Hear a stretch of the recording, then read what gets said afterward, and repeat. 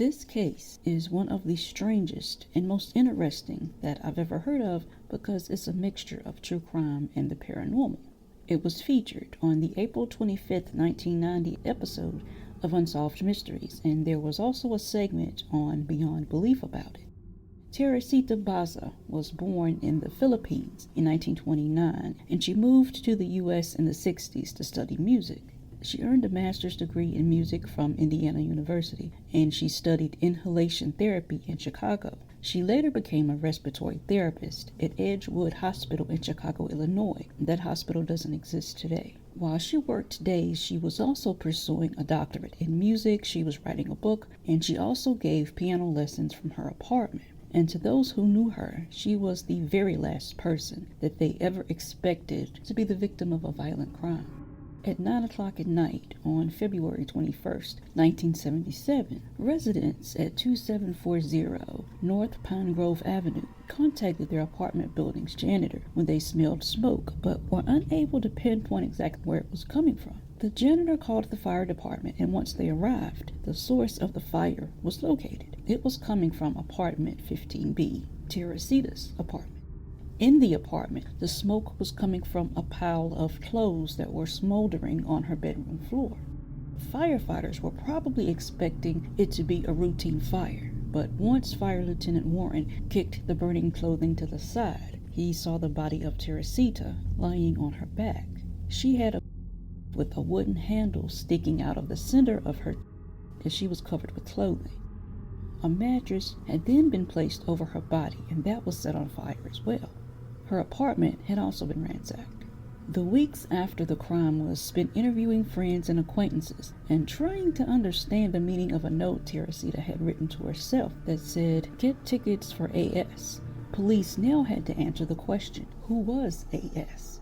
They later learned that at about 7:30 on the night that Teresita died, a friend from the hospital called her and they talked for about 20 minutes.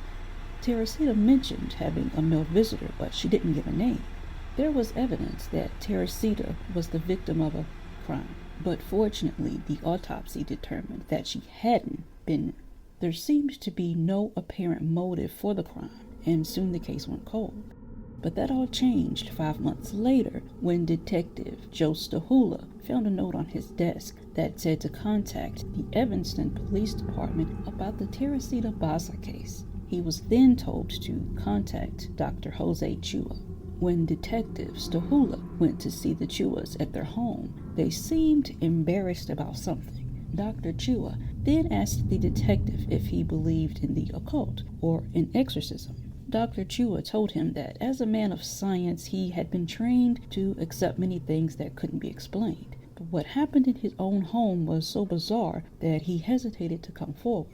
Eventually, he started telling the police about an incident that involved his wife. One day, his wife Remy, who was complaining of extreme fatigue, abruptly stood up from a living room chair and walked into their bedroom. He followed, and he found her lying on the bed just staring blankly. He asked her what was wrong, but the voice that answered wasn't his wife's. Dr. Chua and his wife were also from the Philippines. When he checked to see if Remy was coherent, he asked her name, and a strange voice replied with "Ako, Teresita Basa," or "I am Teresita Basa." Dr. Chua said he didn't know anyone by that name, but that didn't stop the voice from talking. Dr. Chua didn't know Teresita, but his wife did remember meeting her during an orientation at the hospital 2 years earlier. The voice said that she had been, and a man named Alan Showery was responsible. She said that he'd arrived at her apartment at 7 p.m. and she let him in. Dr. Chua asked why did she let him in. She said because Alan was her friend and that he was there to fix her television. The voice also said that Alan was an orderly who also worked at Edgewater Hospital, just like she did.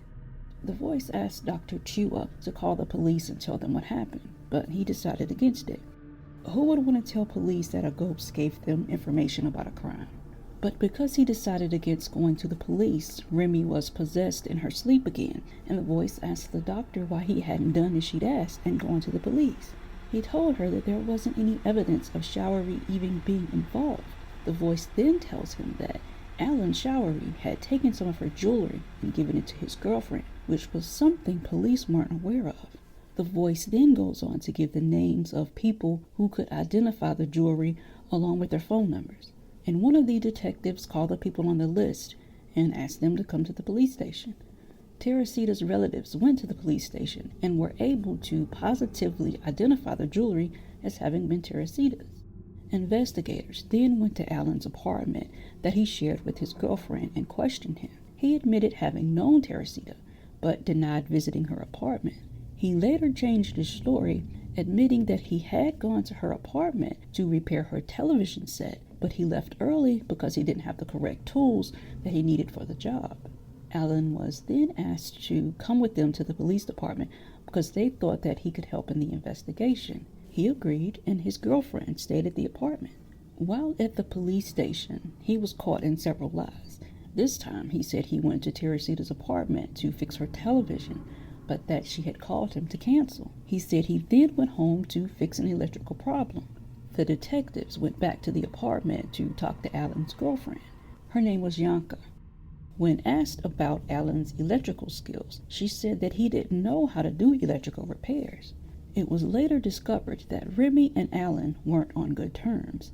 Alan had complained about the quality of Remy's work, and this caused her to be terminated from her job. And the voice of Teresita showed up shortly after Remy was fired. Alan told police that the motive was robbery. He said that after he'd left Teresita's apartment the first time, his plan was to go back and rob her. But since Teresita didn't keep much cash in her apartment, he ended up taking the jewelry. When he went back, she let him in, and when she turned around to lock the door, he grabbed her from behind and he attacked her. He removed her clothing to make it look like a different type of crime, and he then took her mattress, put it over her body, and he set it on fire. Even though he confessed previously, he decided to plead not guilty.